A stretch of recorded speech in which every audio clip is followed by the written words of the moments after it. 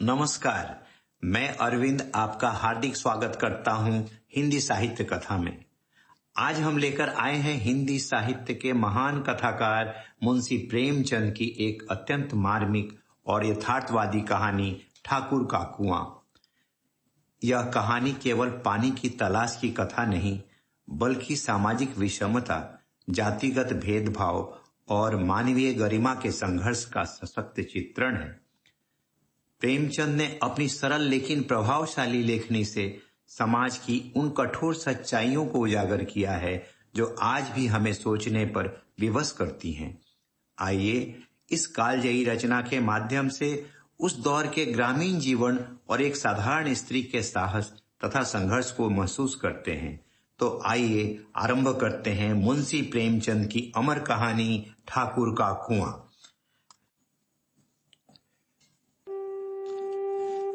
जोखू ने लोटा मुंह से लगाया तो पानी में सख्त बदबू आई।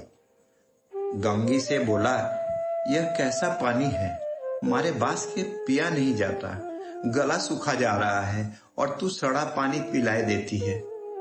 गंगी प्रतिदिन शाम पानी भर लिया करती थी। कुआं दूर था, बार बार जाना मुश्किल था।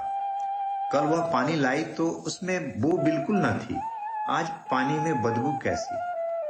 लोटा नाक से लगाया तो सचमुच बदबू थी। जरूर कोई जानवर कुएं में गिरकर मर गया होगा, मगर दूसरा पानी आवे कहां से? ठाकुर के कुएं पर कौन चढ़ने देगा? दूर से लोग डांट बताएंगे। साहू का कुआं गांव के उस सिरे पर है, परंतु वहां भी कौन पानी भरने देगा? कोई तीसरा कुआं गांव में है नहीं।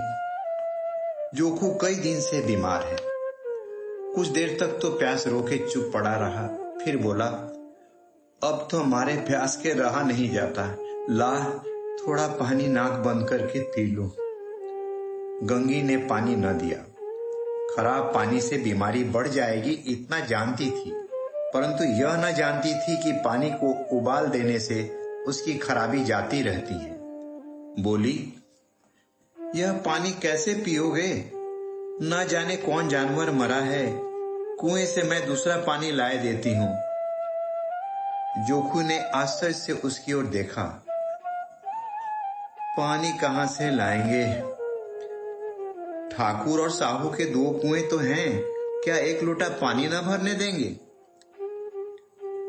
हाथ पांव तुड़वा आएगी और कुछ न होगा, बैठ चुपके से, बरहम देवता आशीर्वाद देंगे। ठाकुर लाठी मारेंगे, साहू जी 1 के 5 लेंगे। गरीबों का दर्द कौन समझता है?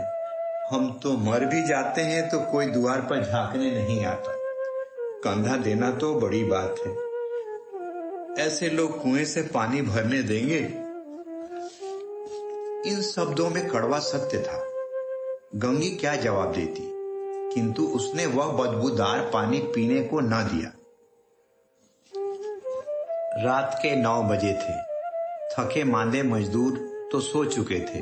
ठाकुर के दरवाजे पर 10-5 बेफिक्रे जमा थे। मैदानी बहादुरी का तो अब न जमाना रहा है न मौका।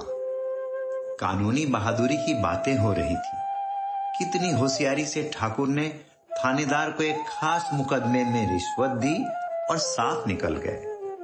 कितनी अक्लमंदी से एक मार्के के मुकदमे की नकल ले आए। नाजिर और मुहातमीन सभी कहते थे नकल नहीं मिल सकती। कोई 50 मांगता, कोई 100। यहां बेपैसे कौड़ी नकल उड़ा दी। काम करने ढंग चाहिए।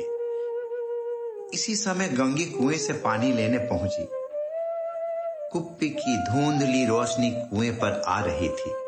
गंगी जगत की आड़ में बैठी मौके का इंतजार करने लगी। इस कुएं का पानी सारा गांव पीता है, किसी के लिए रोका नहीं, सिर्फ ये बदनसीब नहीं भर सकते। गंगी का विद्रोही दिल रिवाजी पाबंदियों और मजबूरियों पर चोटें करने लगा। हम क्यों नीच हैं और ये लोग क्यों ऊंच हैं? इसलिए कि ये लोग गले में तागा डाल लेते हैं। यहाँ तो जितने हैं एक से एक छठे हैं। चोरी ये करें, जाल फरेब ये करें, झूठे मुकदमे ये करें। अभी इस ठाकुर ने तो उस दिन बेचारे गडरिये की भेड़ चुरा ली थी और बाद में मारकर खा गया। इन्हीं पंडित के घर में तो 12 मास जुआ होता है।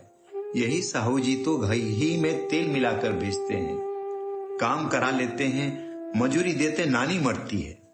किस किस बात में हमसे ऊंचे हैं। हम गली गली चिल्लाते नहीं कि हम ऊंचे हैं, हम ऊंचे हैं।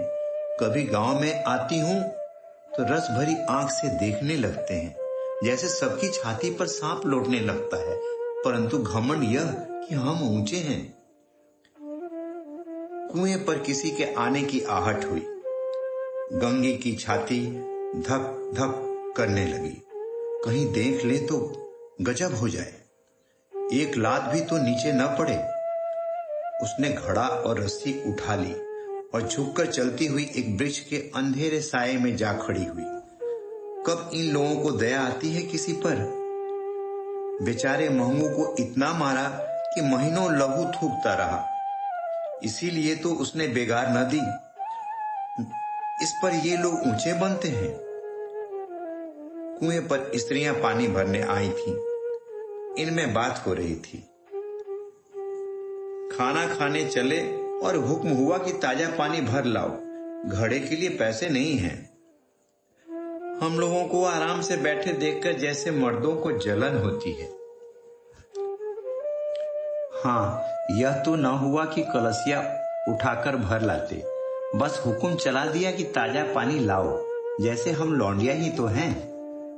लौंडिया नहीं तो और क्या हो तुम। रोटी कपड़ा नहीं पाती, 10-5 रुपए भी छीन झपट कर ले लेती हो। और लौंडिया कैसी होती हैं? मत लजाओ दीदी, छीन भर आराम करने को जी तरस कर रह जाता है। इतना काम किसी दूसरे के घर कर देती तो इससे कहीं आराम से रहती। ऊपर से वह एहसान मानता। यहाँ काम करते करते मर जाओ, पर किसी का मुंह ही सीधा नहीं होता। दोनों पानी भरकर चली गई तो गंगी वृक्ष की छाया से निकली और कुएं की जगत के पास आई। बेफिक्रे चले गए थे। ठाकुर भी दरवाजा बंद कर अंदर आंगन में सोने जा रहे थे। गंगी ने क्षणिक सुख की सांस ली। किसी तरह मैदान तो साफ हुआ। अमृत चुरा लाने के लिए जो राजकुमार किसी जमाने में गया था, वह भी शायद इतनी सावधानी के साथ और समझबूझकर न गया हो। गंगी दबे पांव कुएं की जगत पे चढ़ी। विजय का ऐसा अनुभव उसे पहले कभी ना हुआ था। उसने रस्सी का फंदा घड़े में डाला, दाएं बाएं चौकन्नी दृष्टि से देखा, जैसे कोई सिपाही रात को शत्रु के किले में सुराग कर रहा हो। अगर इस समय वह पकड़ ली गई तो फिर उसके लिए माफी या रियायत की रत्ती भर उम्मीद नहीं। अंत में देवताओं को याद करके उसने कलेजा मजबूत किया और घड़ा कुएं में डाल दिया। घड़े ने पानी में गोता लगाया, बहुत ही आहिस्ता, जरा भी आवाज ना हुई। गंगी ने 2-4 हाथ जल्दी जल्दी मारे। घड़ा कुएं के मुंह तक आ पहुंचा। कोई बड़ा सहजोर पहलवान भी इतनी तेजी से ना खींच सकता था। गंगी झुकी कि घड़े को पकड़कर जगत पे रखे कि एकाएक ठाकुर साहब का दरवाजा खुल गया। शेर का मुंह इससे अधिक भयानक न होगा। गंगी के हाथ से रस्सी छूट गई। रस्सी के साथ घड़ा धड़ाम से पानी में गिरा और कई क्षण तक पानी में हिलकोरे की आवाजें सुनाई देती रही। ठाकुर कौन है पुकारते हुए कुएं की तरफ आ रहे थे और गंगी जगत से कूदकर भागी जा रही थी।